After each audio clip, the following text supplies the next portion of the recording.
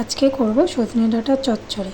তা সজনে ডাঁটার চচ্চড়ি করার জন্য সর্বপ্রথম নিয়ে নিই সজনে ডাঁটা। এবার নিয়ে নেব একটি কড়াইতে গরম হয়ে গেলে দিয়ে দেবো সামান্য পরিমাণে তেল।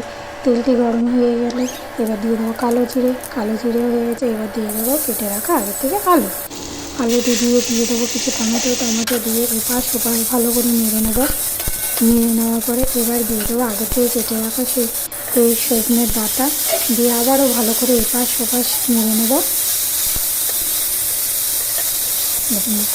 নাড়া হয়ে গেছে। এবার দিয়ে দেবো 2 চামচ নুনটি আপনারা আপনাদের স্বাদ অনুসারে দেবেন, পরে আমায় বলবেন না। এবার দিয়ে দেবো হলুদ দিয়ে আবারও কিছুক্ষণের জন্য এপাশ ওপাশ ভালো করে নেড়ে নেব।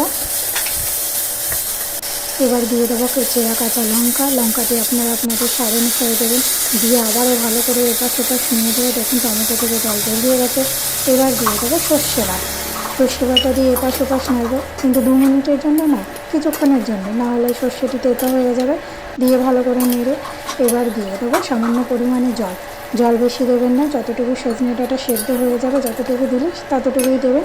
দিয়ে ভালো করে এই দেখুন ঝোলটি ফুটে এসেছে। ঝোলটি ফুটে গেলে এবার দিয়ে দিন কিছু চিনি আর ধনেপাতা, তাহলেই তৈরি আমাদের সজনে ডাঁটার চচ্চড়ি।